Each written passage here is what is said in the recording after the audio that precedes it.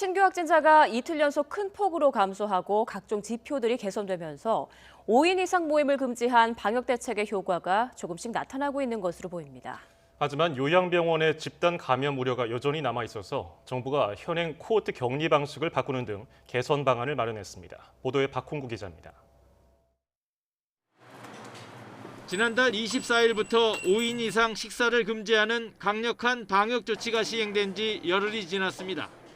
이 기간 동안 하루 평균 지역 발생 확진자는 948명으로 전과 비슷한 수준이지만 지난 이틀 사이 눈에 띄는 변화가 나타났습니다. 하루에 216명, 147명이 감소한 것입니다. 연휴 검사량 감소의 영향도 있지만 5인 이상 모임과 식사를 못하게 하고 스키장과 해돋이 명소를 폐쇄한 효과가 나타난 것으로 보입니다. 주말 이동량은 최근 2달 중 가장 낮았고 감염 재생산 지수도 계속 떨어져 1 정도로 내려온 상태입니다.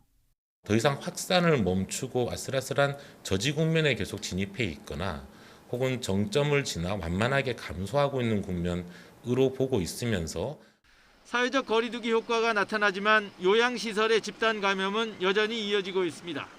인천 계양구와 서울 구로구, 고양시 덕양구 등 요양시설에서는 확진자가 쏟아져 나왔으며 지난 한 달간 요양병원에서만 환자 996명, 사망자는 99명이 발생한 것으로 집계됐습니다.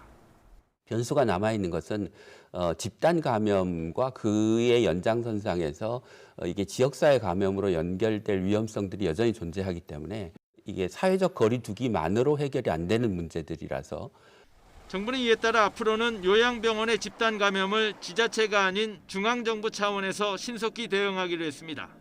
중수본과 방대본 등 전문가들로 구성된 긴급 대응팀이 현장에 파견됩니다. 현장 대응팀은 확진자와 비접촉자, 밀접 접촉자 등으로 환자 유형을 구분하고 공간과 종사 인력을 철저히 분리하여 환자 간의 교차 감염을 차단하도록 하겠습니다. 또 현행 코호트, 즉 동일 집단 격리 방식을 전면 개선해 비접촉자는 다른 요양병원으로 신속히 옮기기로 했습니다. 요양병원 종사자들의 PCR 검사 주기는 2주에서 1주로 강화했고 결혼식이나 장례식장 등 고위험 지역을 다녀온 종사자는 신속 항원 검사를 받은 뒤 업무에 투입할 방침입니다. 하지만 정부는 아직도 코로나19 추이는 변화가 많아 불확실성이 큰 상황이라며 앞으로 2주간이 확실한 안정세를 달성할 결정적 시기라고 강조했습니다. YTN 박홍구입니다.